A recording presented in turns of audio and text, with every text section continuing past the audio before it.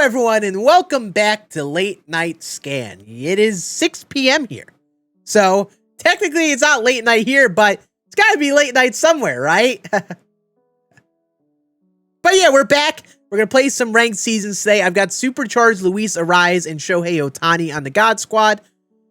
We're gonna give them a go. I have not used Supercharges much. I actually recorded a short game before this. My opponent quit in the second inning when I was starting Shohei Ohtani. So unfortunately, he has no energy, and I don't think I'm going to use him at a bullpen. I don't want to be a stinker like that. So probably not going to use Ohtani as a pitcher, but we are going to hit with him. The man has some nutty attributes as a hitter. I think it's all above like 105 on the hitting attributes. I think he's got like over 110 on the power versus both sides. Like, that'll play. So we're going to use him and Luis Ariz. And before we hop in, let me know in the comments. Are you using Supercharged cards? What type of player? Like, are you actually using this feature? I'd love to hear your thoughts, because I think, especially co-op, cards like this are sick. But I also don't know if a lot of us in the diehard community who are playing the game all the time are actually consistently using Supercharges. I know I haven't, because I like grinding for the cards and using the cards that I directly earned. And, you know, Supercharges are usually very easy to obtain cards. Like, Luis Ariz is only 1,500 stubs on the market. But we're going to play a ranked game. Like I said, I got a Rage Quit win just before. We're at 860 ratings, so we're going to stay locked in, try to keep on going forward in this little World Series push that I'm on right now. I will say for this video, we might have some time to talk about some more gameplay strategy and such, because last video we talked a lot about wild cards and what I thought about that feature. And today we'll probably dive into the gameplay some more, because I don't necessarily have a subject about content and stuff on top of my head. I think the only thing that I have to talk about is the word that we had on the Future Stars program that had word on Twitter or cards announced, and we got some info what that's gonna look like. And I guess we could talk about my thoughts on that or what it looks like right now, but there's also another day of announcements that we would likely get. Also, ooh, Justin Verlander. Okay, I've heard Justin Verlander is very easy to hit this year in ranked. I haven't faced him too much though. We'll see how it goes. But, yeah, I guess to start off with that Future Star program, if you missed it today, MLB The Show announced on Twitter that we have the Future Star program. There are 15 cards that are going to be available in that program. It's one of those other programs. Also, he has an 8 ERA with Justin Verlander. I'm so sorry. I'm going to kick your butt. My initial thoughts was that I was underwhelmed at seeing these cards be 93, 92 overalls. I mean, 95 is okay for that Bo Naylor card, but these cards are definitely purely theme team cards. And I'm here for some theme team cards and such, but I feel like, especially them being set-specific cards, they're not going to have much viability, you know? Like, I don't know how long people are going to use them on theme teams, if they even use them on theme teams.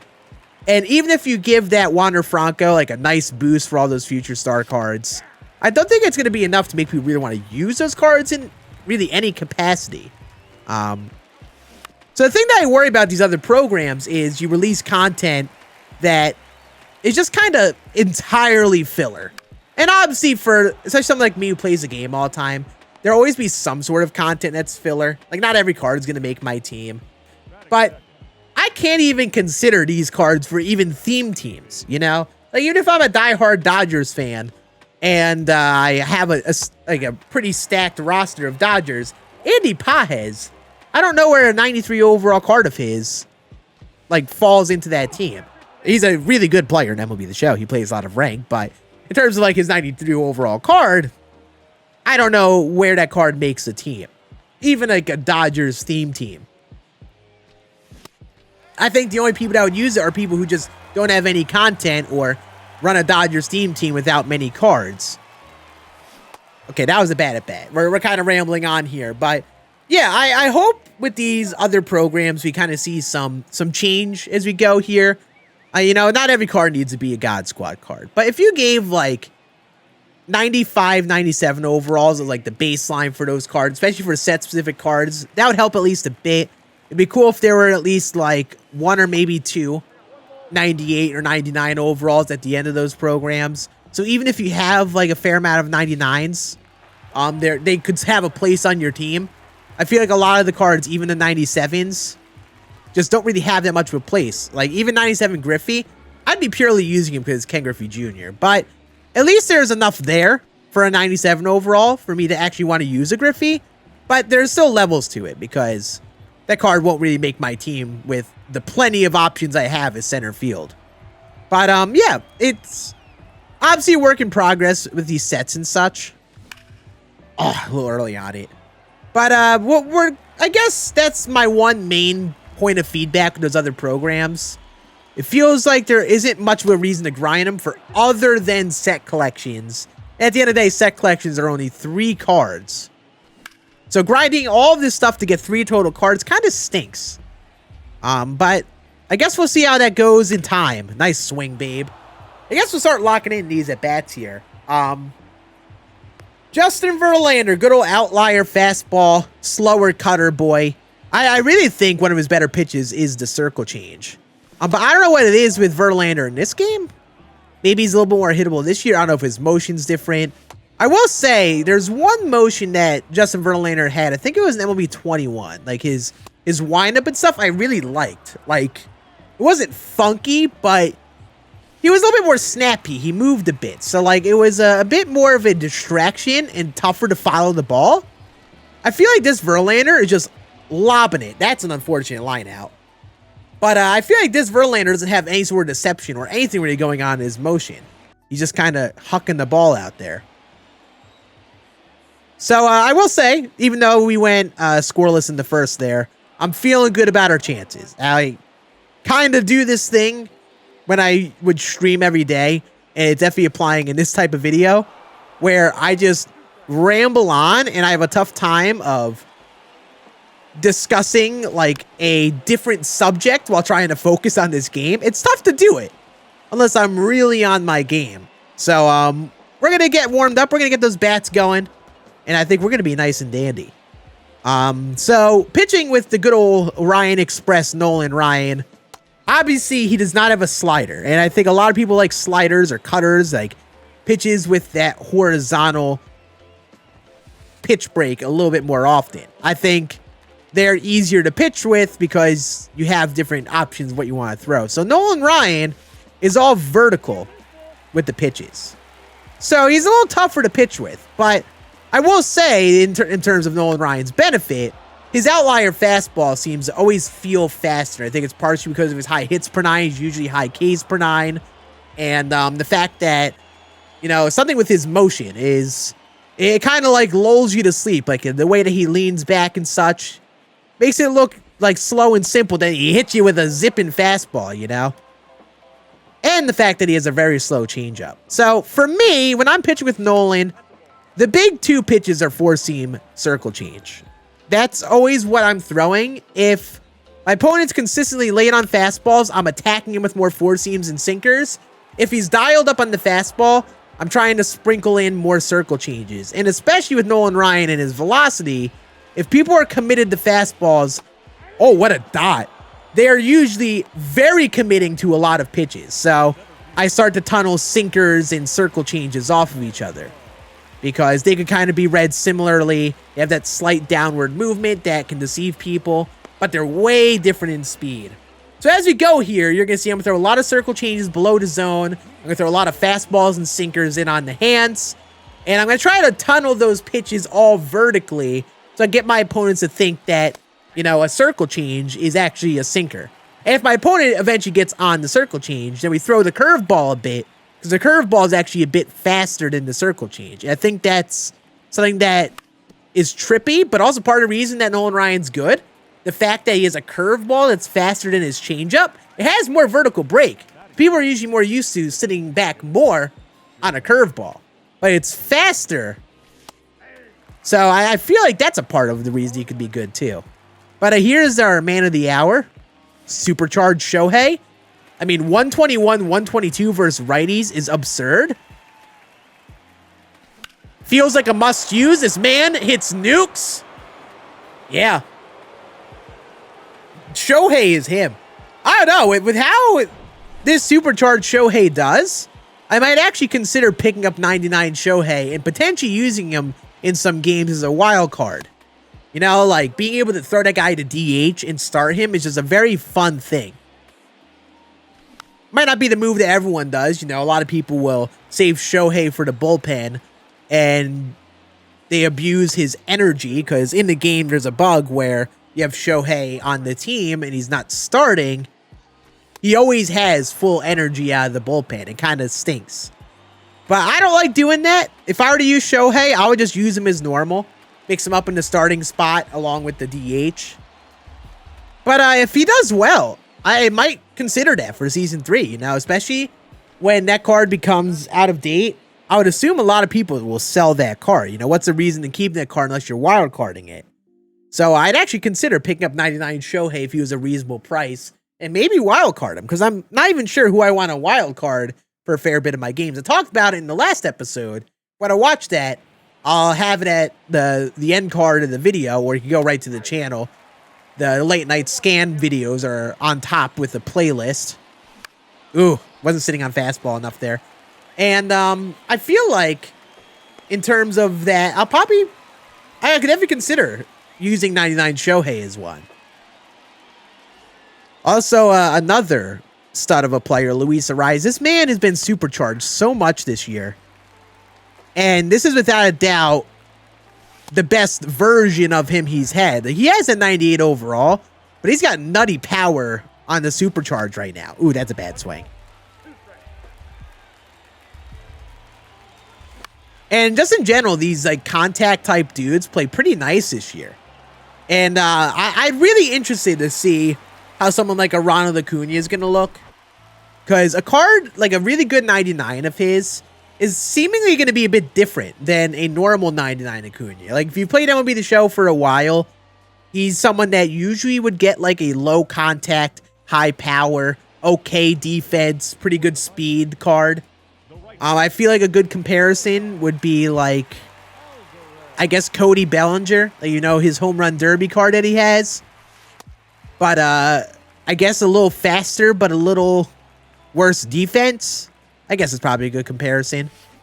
And I think with the year that he's having in terms of Acuna, I feel like he would be a higher contact but solid enough power. Like, I could see like 110, 120s on the contact. And then, I don't know, somewhere around like 100 to 115 on the power where it's like not maxed out. And that could be very fun. That could be like a very fun card. I'm interested to see what type of card he would get. I don't know enough of like his lefty-righty splits this year. All I know is he's got a pretty good batting average this year, and he's stealing bags like a madman. And I know a lot of people have wanted a 99 overall version of him, like in the first Lightning program for the monthly awards. So whenever Acuna gets a card, that card's got to be great. There we go. Nice little 1-2-3 inning again. Attaboy, Nolan. You know what we'll talk about? This just came to mind. There's been a lot of discussion, especially today on the MLB The Show Twitters, about the game is kind of feeling stale or a little slow. And I think, but especially with the word of the new Future Stars program that's coming to the game, I'm kind of starting to agree with the general sentiment. Like, I'm enjoying this game overall. And I have made it a partially intentional move this year to not play as much with how I do content. But I will say, there is a part of me that feels like it's a little stale. And it really comes from those other programs for me. Like, especially at the end of the year, those, like, special other programs were pretty fun. Like, even if the cards weren't, like, meta cards, I think there was a bit more excitement to them. Something more unique about them. But it feels like at this point, look at Derek Jeter, by the way. It feels like that, you know, the grind is the same. There's a lot of cards that won't even sniff special theme teams and stuff. Like, I can't warrant using a 93 overall Andy Pajes on a team, even with a Dodgers theme team, I feel like. You know? And that kind of is the case with a lot of these Future Star cards, that program that were announced so far. And a lot of the other programs. A lot of the cards are just really fluff. And I've talked about this a bit before. First solution, I think, is just in general making those lower overall cards higher overall. I don't think you should be having that low of cards in that program, even if some of them are slightly easier to earn. It's doesn't seem like there's any time it's worth it for those cards on their own. It seems like you're only doing that for collection fodder. Literally it. Even if you don't play the game much, there are other avenues to grind the game. Like I would just tell people to do Tops Now monthly awards, which would honestly be a fair bit of like similar time for Tops Now. And honestly, probably just about the same time to complete the entire monthly award program in comparison to those other programs. And the solution definitely isn't to make the monthly awards longer or anything. They just need to make the grind for these other programs fitting to the cards that you get. So part of the grind needs to be shortened, and also the cards need to be better. Also, another general solution that I have is in terms of set collections. Obviously, like, if you're playing the game consistently, those cards are there for your set collections. That's really it, right? I feel like a general solution for that is to not do set collections, but do season collections. I talked about this before, where it wouldn't really change the collection grind. You know, doing these other program stuff for these season collections would be the same. Any card release in a season in any other avenue would be a part of that. So the grind of earning cards and stuff would be the same. But I want them to do season collections instead of set collections.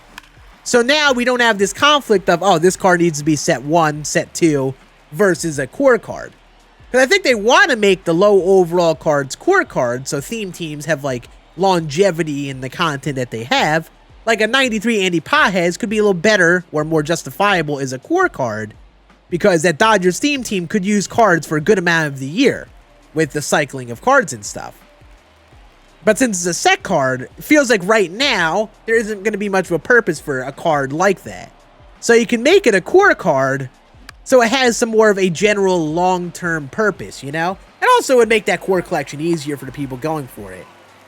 So I feel like the general solution could be to do season collections. So now you can make the low overall cards core cards like they seemingly want to do, and then make the higher overall cards like 95, 97, 99s in that ballpark set cards.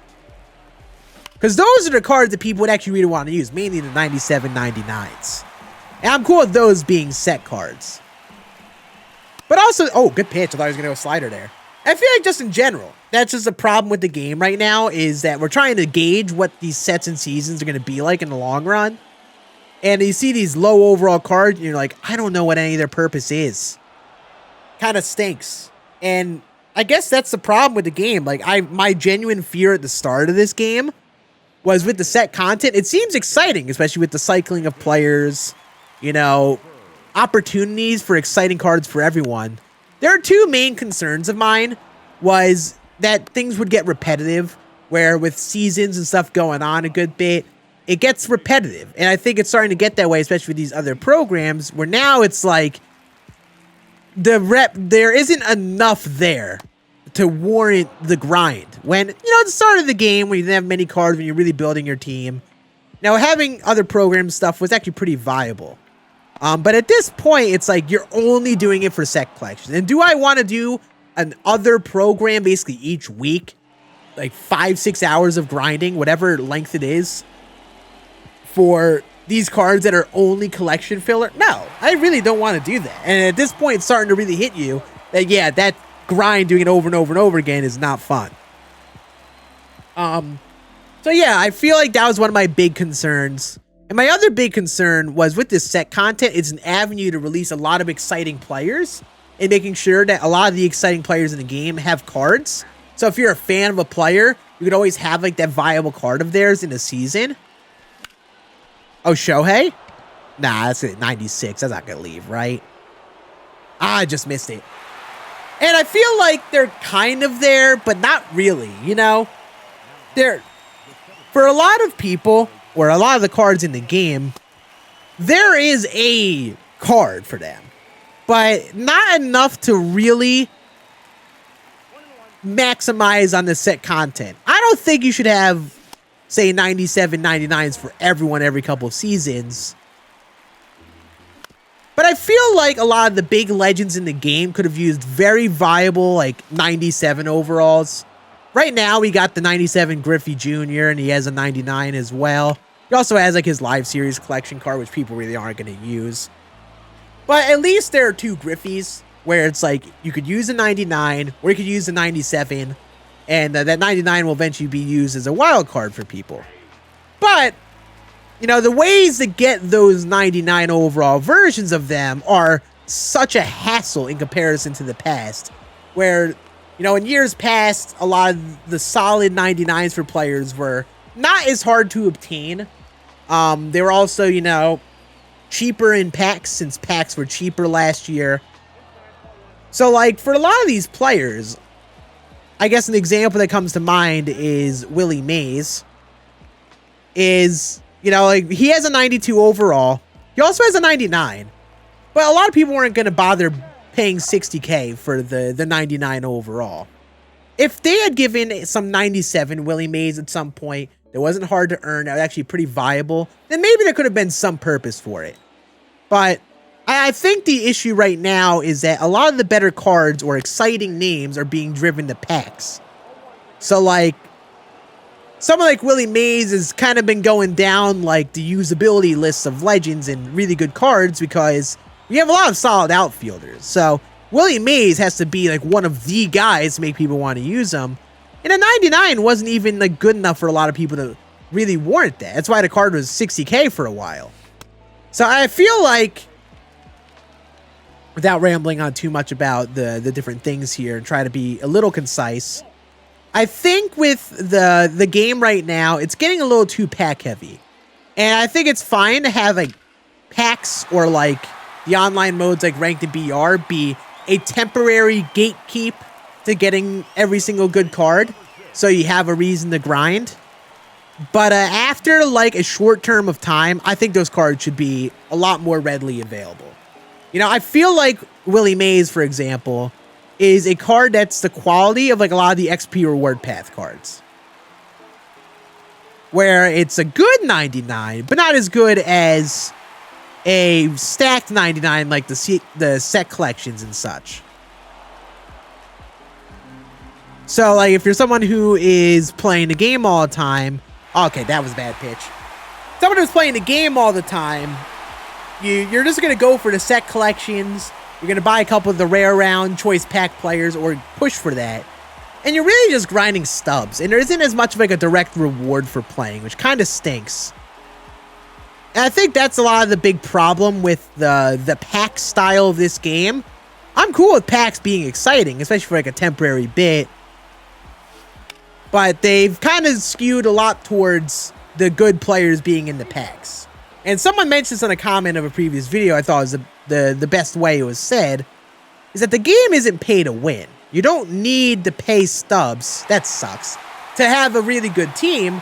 But you pay to get the players you want. And this game used to be very favorable to letting you get those players that you want within reason, you know? You know, it's why this game was so no money spent friendly, because you could build the lineup the way that you wanted to and get those cards within reason. I think you could have packs being interesting and exciting while also not having them be super expensive or kind of keeping people away from content. Now, I feel like the packs have shifted to you've really got to buy the player and stuff like that. And it really kind of used to be like, oh, let me just get that pack for free eventually in conquests and grinding content like that. Now it's like, if you don't have like a always ready stub count, you're never going to be able to sniff a lot of those players in a reasonable enough time that you want. So now that we're like through set 2, basically, and we're basically heading into set 3, I really want to see packs be cheaper. I want to see the packs be more readily available. I would like to see more rewind packs in the different online modes, like Ranked and BR, and allow people to get those older rewards when they're not relevant at current Ranked season. And I would want to see, just in general, more stub flow for people. You know, and that could come from just giving more of those packs. And I think, like, they have avenues to do it. Like, Weekly Wonders could be a fun way to give out choice packs. Literally just get free packs in that. Events, they're starting to I guess, get the gist of adding some more packs. I think also just in general, conquest maps. There aren't enough conquest maps with exciting choice packs, you know? I don't have any drive to play conquest unless I literally just need PXP with certain cards I can use, and that's it.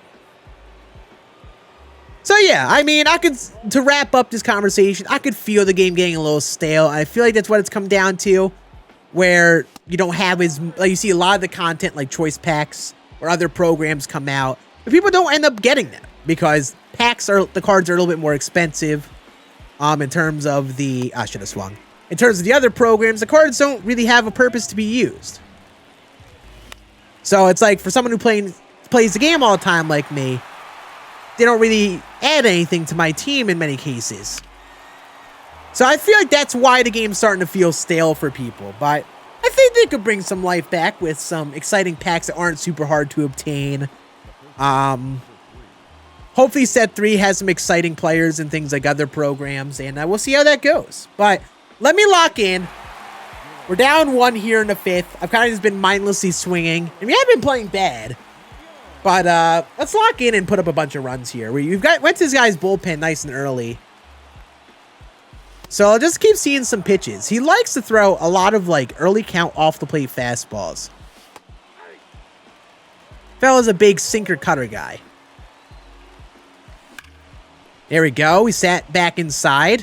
One common thing that people do, which we kind of did there, was when people throw a lot of sinker cutters, they'll go like inside, outside, inside.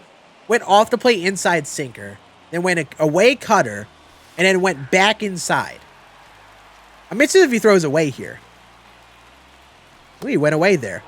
Come back inside, baby. Oh, he went away again. Come on. Oh, that was it. That was the pitch to hit. Up. Got another pitch to hit. Find a gap, Judge. Yes, sir. We're sending him home, too. Send him home. We got that lead right back, baby. There we go, Aaron Judge. Another video here on the channel. Another Aaron Judge moment. Can't say I'm surprised. All right, inside sinker. I was sitting cutter, and I was still a little late on it. Man, for some reason lately, I've just been a smidgen late with Hank Aaron, and I'm pretty sure it's because he has push hitter as his hitter tendencies. So it kind of just ends up a little later on average. But I've got to make the adjustment. I just got to be a little bit earlier on that. I normally crush with Hank Aaron. I've kind of been stinking it up with him for some reason. All right, throw that inside sinker. Come on, baby. Just late on it. Literally late side of good on it. Hey, we got a lead. We'll take it. We will take it. That is a start. All right. Let's see. We're going to warm up the pen here. I'm not going to be afraid to go to the pen here. It's a one-run game. Luckily, we have a lot of them rested. Going to mound visit Nolan Ryan, try to get that confidence going a bit. My opponent, if you saw last inning, was hitting basically always fastballs. He was dialed up fastball. So we're going to hit him with some away sinkers. Because he's sitting dead red four-seam. Throw a few more sinkers here. Hopefully we can get him a little bit impatient here. There we go. Thank you very much. But yeah, this is the thing with Nolan Ryan. When I was spaced out rambling on there, we kind of saw my opponent make the adjustment, and that's where Nolan Ryan gets pretty hittable. He sat dead red fastball. I threw a bunch of fastballs, fell behind in counts, and he crushed them. But that's why you got to mix up, throw things like sinkers some more, got to sprinkle in some circle changes. I'm not going to throw him like any four seams in his zone this inning. I'm going to make him hit the other stuff. And we're going to try to pick around the zone, not throw any four seams in the zone. Like this one, we're going to throw above the zone. Hopefully he just dialed up for it, swings and misses. Oh, good take. Go away circle change now. Hope we get a little bit of an early swing. Ooh, that hung.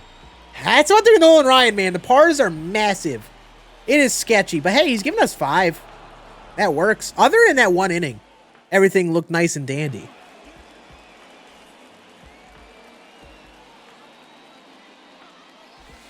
All right. Away sinker. He probably throws a cutter here. Went inside with it. Psychopath. Okay, that's fine. Looking sinker now. Or a circle change right down the middle. Wow, that's only hit 91. I guess I just missed the PCI. On a center cut pitch, I'm kind of shocked that I missed it like that. Man, that's what I feel like should have been crushed. All right, so with Napoli's throwing inside fastballs, I've been just a smidgen late.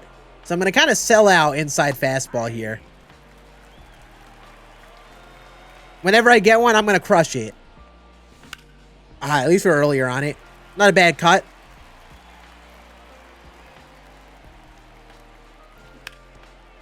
It was a circle change. I was hitting sinker there. Good pitch. That's just a good pitch from him. All right, Luis Ariz. You're talking about our supercharges and such. And he hadn't done much, but he has indeed arrived. That ball is smacked. See, that's one thing I've loved about this year in terms of gameplay. I love how like these contact guys like Luis Ariz smack balls like that. Now, it doesn't hit home runs every time, but when you piece up a ball like that, he crushes it. Ooh, Devin Williams, let's go. Yep. I was waiting for a looping pitch, and he gave it to me. I didn't expect him to throw it inside. Attaboy. This is the thing with Devin Williams. I don't think enough people take advantage of his really slow cutter. I think the really slow cutter is genuinely his best pitch. And also, too many people try to throw the screwballs higher in the zone. Like, throw that thing low. You do not need to throw much in the zone. And there we go again. You did that pattern of threw one pitch away, went inside, and then went back away. And this is why, you know, when you're picking up on opponents in routines and stuff, the pattern recognition is huge. Now, if you take a strike, first pitch, you know, it's sometimes a give me of like, hey, like if they need to get me over strike, what are they going to throw? So he just threw an inside screwball to a lefty, missed the spot, gave me the 4 fingers. I feel like now that I crushed the cutter, he mixes in a 4-seam a bit. No, he's going back to the cutter. Wonder if he goes down and in screwball again. Might be mound visiting. Or at least considering other options. I don't think he can... Actually, no, he actually might be able to put someone else in. Yep, there's that screwball. Away cutter. Get ready for it. Get ready for it. Oh, never mind. Don't get ready for it. Don't get ready for it, YouTube. Probably goes inside cutter here. Oh, he went sinker. Good pitch. I was sitting cutter. There's the cutter. This guy's a little too repetitive with those couple pitches. A little too repetitive, and especially throwing those cutters and sinkers too much in the zone. Like, that one was a little too close. You got to throw that way in off the hands, especially with loop and how he throws across his body. Throw that way more in on the hands. Let's see if he does it again. 2 straight sinkers. Oh, he went back to it. Come on, Mr. Hank. Why would he go away? Okay.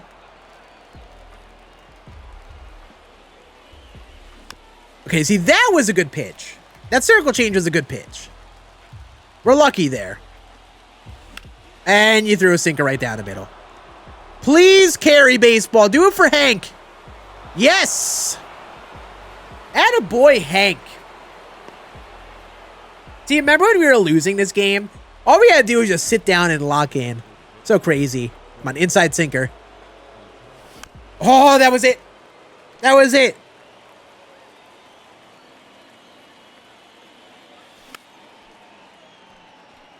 He's dotting those sinkers, I will say. He's not missing those spots.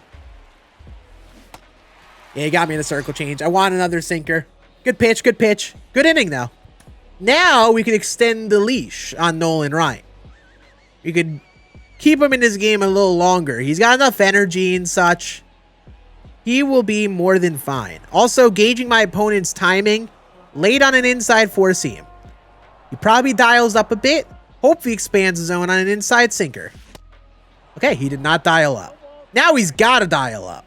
Now we hit him with a slow change up below the zone inside. All right, fine. Try the curveball now. Same tunnel. Oh, almost got him to bite. Almost got him to bite. Go sinker now. Oh, that hurts the hands. Nice play. Beautiful. Now we've got our opponent off the fastball, which is great. He was dialed up on it that one inning where he scored his runs. And like I said, we're just not going to give him that fastball. Honestly, I think that inning is going to be the only inning he has hit so far. That's sad. If I just focused, we could have potentially thrown a no-hitter. But that's not what we do on this channel. Luckily, I play this game at a point where I don't need to sweat my tuchus off every game that we play. Which is a nice time, you know? Sometimes it's nice sitting here talking about different things like MLB The Show and all of that and not hyper-analyzing every single thing that happens in the game, you know? Because especially with this game, I think a lot of this stuff, which is weird to me, is just muscle memory. You know, playing this game enough and playing enough people, things just become second nature. So I don't even think about the things that I do, and it just works. All right, early on the way sinker. He's dialing up fastball. We'll go low circle change now. Good take. Go inside sinker now. Hopefully they think it's a change up. Ooh, he was hitting fastball early on it. You're going to get a fastball above the strike zone. You will not get one in the zone, my friend. Yep. See, the fact that he was early on those sinkers tells me he's mentally timing up four-seam fastball. He's waiting for me to throw one. So when you're waiting for when someone's waiting for that pitch, you could throw them the fastball. Just don't throw it to them in the zone. And that's what we did there. Let's try to get some more runs here. You know, we could be in mercy territory with another good inning here. I'm looking for another sinker. He likes to double down on these. Oh, another changeup. Good pitch. That changeup's getting me a bit. I gotta lay off those. I thought he'd go inside. Good pitch. But I will say, this is new to me. I'm still not good at this whole just sit here and chat about stuff. I mean, like, just in general, when I used to stream, I was someone that I felt like I had to rely a good bit on chat to, you know, talk about things and such. But just sitting here talking about the game and stuff, it's newer to me, so we're trying to get it down. So I hope you guys are enjoying this series. I saw there were a lot of positive comments from the first episode of Late Night Scan, and that was very cool because I've never done something like this. So being able to hop on here, just play a ranked game and chat, it's cool, you know? And especially with how I do content right now, you know, the last video I put on my main channel, I spent so much time editing, and that combined with trying to like keep myself in check and not force myself to sit down and edit and make a worse product, it's been nice to just hop on, take a break with a nice ranked game, and then make it a video on this channel. That circle change again, man. So, you know, like, maybe we'll do a bit more of the content on the channel like this, uncut. Let me know in the comments if you have watched to this point. Do you enjoy just seeing me chat here uncut? Or for things like the tier list, do you prefer them being cut up and organized the way that I do them right now? Because you know what? Maybe it would make some sense for me to do some more videos where I just go uncut. Like, you know, maybe when I do a hitting tip video at some point here soon, we'll do it entirely uncut, and that's sad. And probably not worry about cutting everything into finite details, you know? If this is something I'm better at than I expect, you know, maybe it is worth to just post like that more often. All right. 7th, 8th, 9th inning. 2 lefties coming up this inning. We're going to ride with Nolan Ryan for now. My opponent puts up some good swings. We probably will take him out. That's not the start we wanted. A little earlier on that sinker. He's dialed up fastball again. I think this is how the other inning started, where he scored 3. I think I threw a sinker, and he had like one of those lace up for a single. So, you know what? No sinker for you for now. All right, he's taking all the way there.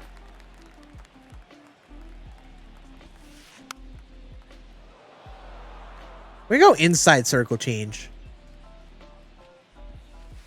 Good take. That's a tough one to take. Yeah, that's a tough pitch to hit. That is a tough one to hit. Woo! Literally all breaking balls at a bat, and then a 3-2 count hit him with a fastball. Gas him up. Let's see. He's very early on that. Let's go down and away 4-seam. This is a pitch. It's risky. You know, the down and sinker to lefties is risky. But honestly, down and fastballs don't get thrown enough. I think that pitch is a great pitch, especially when you have a pitcher with like a great circle change or splitter. Like, you got to sit down in fastball, and you also got to read a low changeup. It's tough. Good take. We're down away with this fastball here. Try to get it a strike. Oh, no. Well, let's attack him. Make him swing the twig.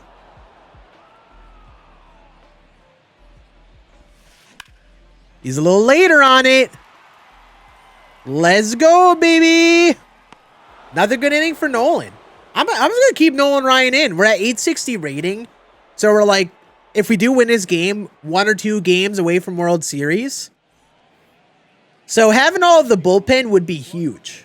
And this is why an ace level pitcher like Nolan Ryan is so valuable in my opinion. Like, if you don't have that like big stamina, you know, very solid hits and Ks per 9 pitcher like Bob Gibson, Nolan Ryan, Randy Johnson, they are so valuable. Like, especially at like a World Series push, being able to have a game where even if you're not like 100% effective, where you could just keep them in the game for a while, it's huge. Oh, David Wright. Yeah, honestly, David Wright might be my favorite Set 2 collection award. At first, Hank was going to be my guy. Like, I love Hank. Normally, crush with him. He's having a solid game, too. But David Wright, I've loved his swing. And with that attribute split on his card, he's nuts. And especially if you don't, like, love Derek Jeter, don't have Derek Jeter, you'll be able to play him at short. He'll be a great fielder. Like I said last video, I think David Wright might be a reason why I don't end up using Chipper as a wild card a lot. Because I've really liked him, and I'll just use him at third. Jeter ain't moving from short anytime soon. So, you know, I could just lock down third base with David Wright for season 3. All right, Judge. I want a homer from you, buddy. I'm looking away Cutter. He likes to go to that pitch a bit. Am I banging the trash cans?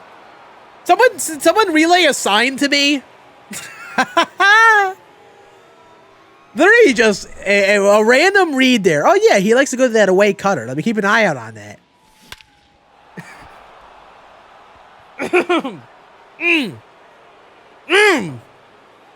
Chad, I'm not cheating. YouTube, I'm not cheating. I promise, okay?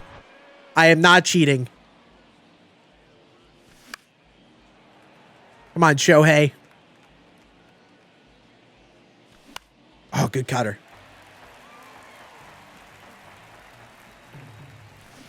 Oh, that was honestly a good swing. I was just underneath the PCI. Literally just underneath. That was one of those that could have been crushed it a little bit, but we just missed it a bit.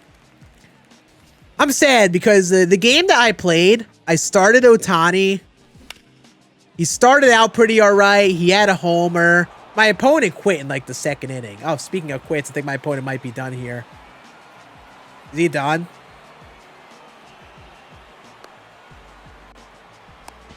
What was he doing? Why did he not run with Yordan Alvarez, just run with Mickey Mantle? I'm so confused that because I wanted to go for the inside the Parker. The opportunity was there.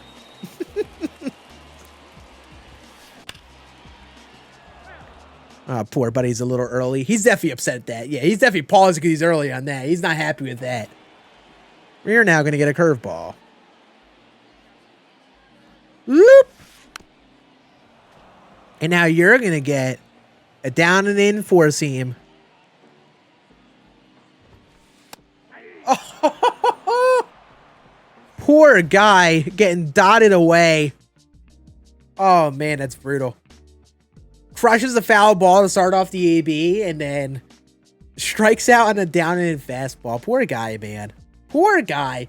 That's the thing. The weird thing with this game in me is like, I know I'm someone that makes World Series easily.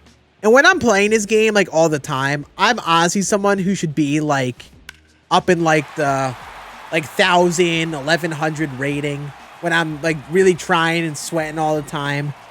But like this point of ranked is just like so easy, like not easy, I should say easy, but it's so much easier. And like I could play Hall of Fame so much more mindlessly and then put up a game like this. So I sometimes feel bad when I like don't make World Series right away and I'm hanging out in this part of the season because, a lot of people are like lower tier World Series level players who can get there, but don't get there really easily. And then they run to someone like me and I kind of kick their butt. And I sometimes feel bad because like I know I'm not like meant to be in this rating, It's almost as if like I had like another account and Mike Napoli. It's like I had another account, like a Smurf account, and played lower players. Obviously, it's far different in this game because I'm still playing at like World Series level, give or take. It's just I sometimes feel bad, Sometimes you play dudes that just aren't that same level of player. What are we doing? Are you trying to make a diving catch on that? Respect the hustle. But yeah, I will say, I think we're going to get the win. I mean, I've blown my fair share of leads. I don't think I'm going to blow a 10-run lead in this next inning. What a game this has been. We're crushing the ball now. We talked about some good strategy and guessing pitches and had some fun moments there. And yeah, a good talk on the MLB The Show content and the state of things, And I think that's what I want this series to be about, where we discuss in-game strategy, because I'm sitting here not cutting things out. We could just sit here and chat about what I'm thinking in-game. Also just talk about, the MLB The Show stuff going on, or just have a fun time like this one, I'm excited to keep at this little series here. And I guess if you enjoyed this, we will be posting this some more. I have no set schedule for this. I don't really have any set schedule on this Scan Plays channel here. But if you do like this, if you don't know, I post gameplay content on my main channel, Scann. And that was a channel I used to do all of my videos last year. Now we just do gameplay videos and different ideas like that. They aren't always DD based. This channel here is all of the DD stuff, and we'll be doing that all year on this channel. But I guess the reasoning for that is because with where I'm at in content now, I wanted to try to create something bigger, I had a different direction in the passion of my content. So that's why you don't see me spewing out like debuts and team builds and stuff like a lot of other people do. I kind of got burnt out making content like that. But being able to do this and like extra time where I could post tier lists, some tips videos here, which we'll eventually get into. And also doing whatchamacallit on here, like these gameplays. I'm having a lot of fun with it, and I think we will I feel